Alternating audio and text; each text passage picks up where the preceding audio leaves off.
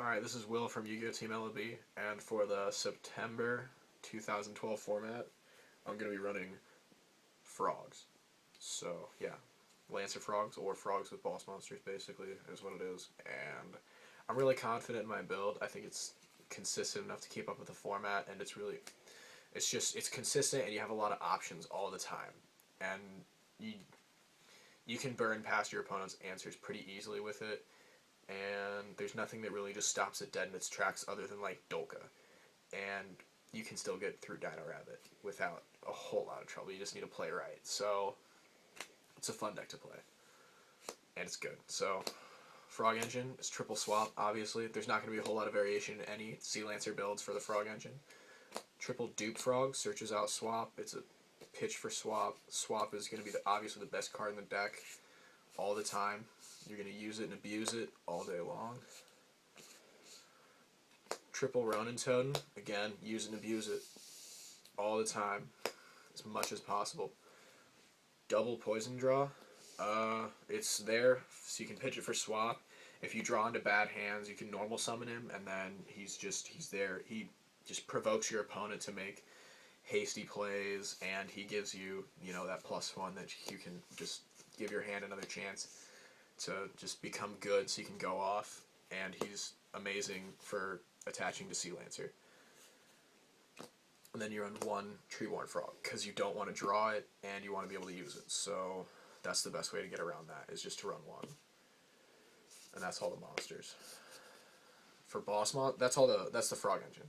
For boss monsters, you run double Sea Lancer, obviously. Get any of these guys back onto it. It helps you recycle your Ronin Totems more, makes rank 2s happen, makes Field Advantage happen, you get pluses off of it, you get Field Presence because he doesn't die. It's so good. And since Veiler's not going to be so, prevalent this format, it's just, he ends up making pluses happen all the time. It's amazing. Double Caius, because it's just a generally good one-sack. He's safe to use. You get your banishment. It's really great. Double Lad. It forces minuses from your opponent, and it's a really nice beat stick. And if you have Sangan Engrave, it's really nice because you can special it, get another plus. If you have Dupe Engrave, you can special it after he dies, get another plus. And if you play smart, just Lad is always going to be really helpful, beneficial to you. And then you play one Obelisk. It's nice when you have it. Generally, you can make it all the time in this deck, but making it more than once is going to be a lot to ask, so you just run one. And he can't be targeted, so generally he's going to win you the game if you get him out. Unfortunately, we only have 2 Tour Guide this format, so it affects the consistency of the deck a little bit, which I'll address how I fix that later.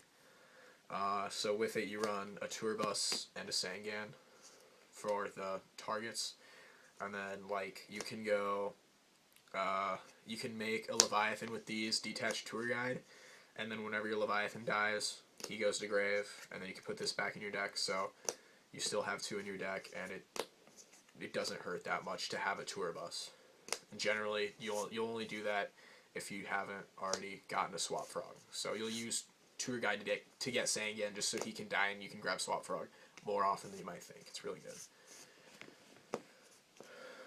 You run triple Battle Fader. I was running 2 before, and then since Tour Guide's only at 2, I have 1 less way to get Swap Frog, and if you don't get Swap Frog, you're going to be playing awkwardly and slowly, and you're going to be out of your comfort zone, and it's going to be a whole lot harder for you to win. So this just buys you extra turns so you can get your Swap Frog draw. There's 9 ways to go into Swap Frog in this deck, so you're not going to have a whole lot of trouble doing it, but just 9 instead of 10, I figured running an extra Battle Fader would be more than enough to make up for that.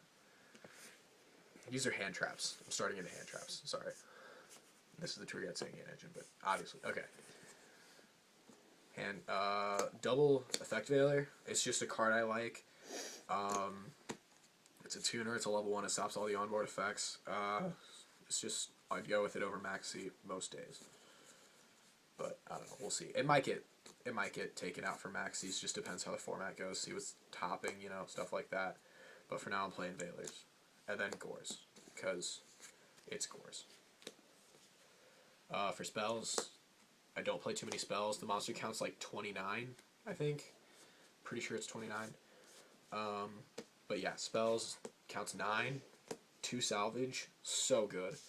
You can grab swap frog and a frog, pitch that frog special swap, put a Ronin engrave, make a gotcha, make a phoenix, push for damage, whatever you want. This is a 1 card, just gives you another chance in the duel, or you can just go off more with swap frog.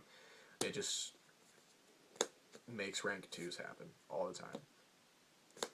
Double MST, because a lot of back row will disrupt the flow of the deck, and this just makes playing it easier, I think, and I think that MST is essential, basically.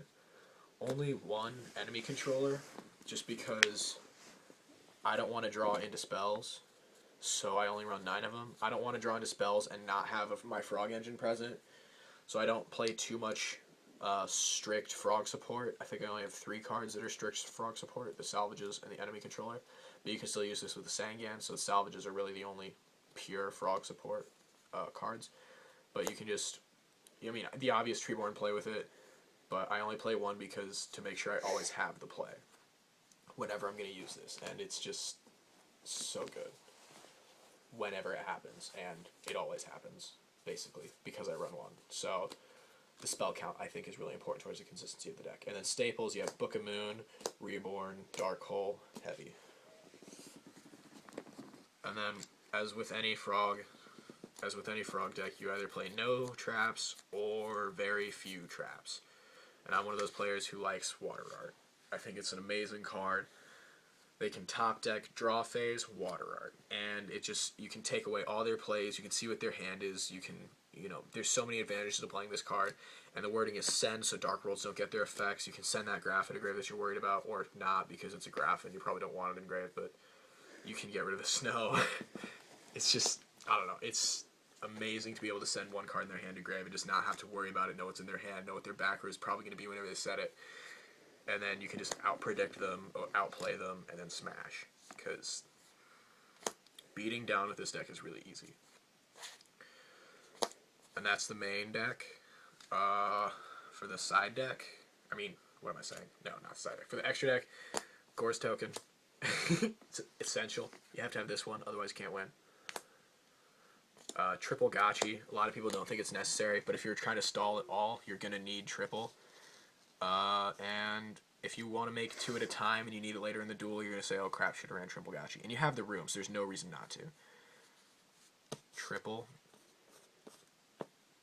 Double Daigusto Phoenix. This allows the deck to push for damage way better than it should be able to. I had a Dino Rabbit player I was playing against, and basically I made this guy twice in 1 turn. He was at 65 with a Sabersaurus on board, and I was able to push for game that turn. But also help you beat Billy Break. Yeah, it did. Billy Break. Billy Break. Yeah, so it's ridiculous. Just, you can push for damage when people don't expect it. Even if they do expect it, they still have to take it into account, and it's just, you have to think about so much when you're playing against this deck that people will misplay against you, or they'll leave you some way to win. And he beats Billy Break, so it's pretty good. Yeah, I beat him. Okay. With that card. It happened. Double Dark Mist. You always end up going into 2. There's no reason to run less than 2. But 3 is obviously going to be a bit much. So, run it at 2. Gets over everything. Obviously. It's an easy out to pretty much anything. And it's just generally beneficial to have all the time. So, I played it 2 to make sure I have that insurance, make sure I have an extra one whenever one goes away, and then it gets over everything. So, stuff that can't be destroyed by card effects, you'll destroy by battle with a card effect. It's awesome.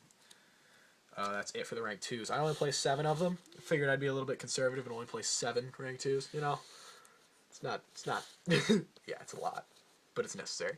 Rank 3s, you play 1 Leviathan, 1 Acid Golem, 1 Zen Mains, 1 Levier. It's pretty standard. Just, I don't play Giga Brilliant, but what am I going to do? Punch for 400 5 times? No, I'm not. And then I play Tyrus and Gaia Dragon. And really the only reason I play Tyrus is because if I make him, people are going to poop.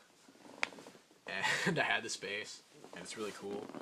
And then I play Gaia Dragon. Obviously, if you take a rank 5 or 6 with enemy controller, it's not like on the condition that I make tiers. No, it's for the stealing thing. Yeah, so. For synchros, you only play 2 of them, and it's Black Rose and Scrap Dragon. So it's pretty basic. And that's it for the deck.